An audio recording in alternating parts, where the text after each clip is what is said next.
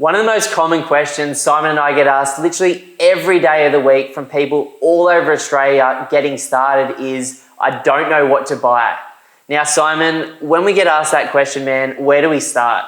Well, the place to not start is by jumping straight onto realestate.com or Domain and looking at the listings that are up there, because they may or may not be relevant to your goals, to your situation. So the absolute first step is to look at exactly where you're at right now. So you want to look at your financial situation in terms of your annual salary, the savings that you have to put forward as a deposit for that first investment property. And it's always good to talk with a mortgage broker as well, so you can get some realistic feedback as to exactly what you can borrow, because that's at the end of the day going to dictate what you can buy. So I remember super well, man, when you were just finishing university, we'd gone to America on a holiday together and I dragged you up to Queensland to come and work with us. Thank God.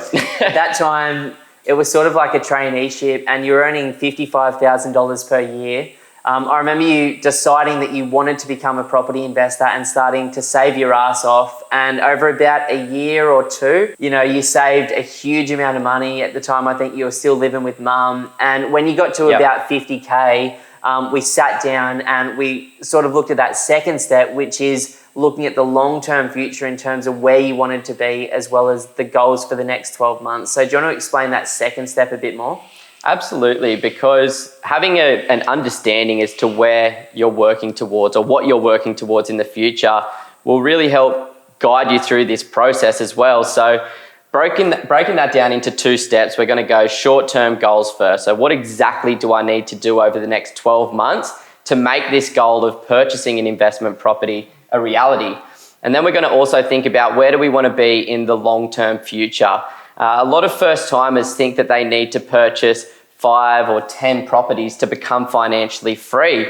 But with our method and with our model, it's more about quality over quantity, and that can really simplify the process as well and take a lot of the pressure off. I remember really, really clearly sitting down personally when I was 24 and thinking, well, my goal would be to be financially free by 30. I'm 37 now and I'm still absolutely working towards it, so it didn't quite come true. But I think a great place to start is to just go, whatever your current annual salary is that you're living off at the moment, you should aim to replace that. Now, I know some of you guys are on 50K like Simon and I both started out on. I know some of you guys are balling on $500,000 as well, which takes us into the third step and final step of the video, which is, I don't know what the hell to buy. Like, how do you figure that out? Well, the reality is there's no silver bullet with exactly what you should buy. Your personal situation, your goals in life are really going to determine exactly what you should buy. But our approach to investing is relatively simple. We like to look back in history. We like to look at the data to help us figure out what we should be doing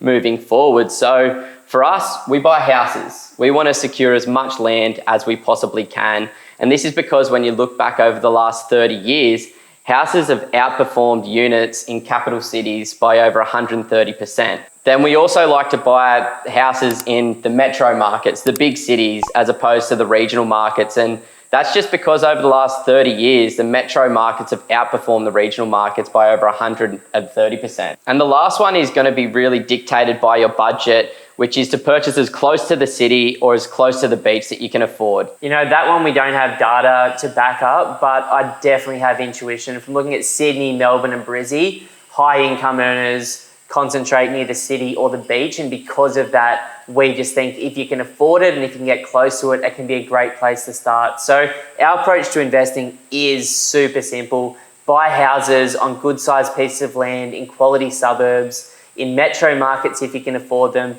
close to the city and the beach. Now, for those of you sitting out there that have been seriously thinking about buying an investment property, we would love to offer you a one-on-one strategy session. All you need to do is jump over to our website, www.pumpedonproperty.com, click the free strategy session button, and you can talk with myself or my brother Simon, and we can talk about where you are today, where you'd like to be longer term.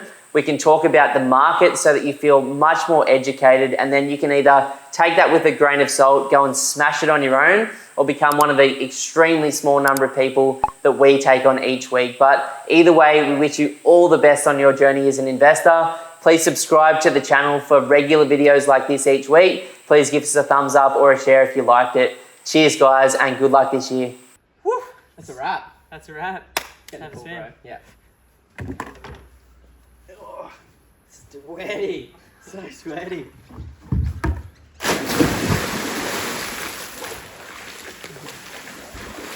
Oh, that's good. Look at that. So nice, eh? Oh.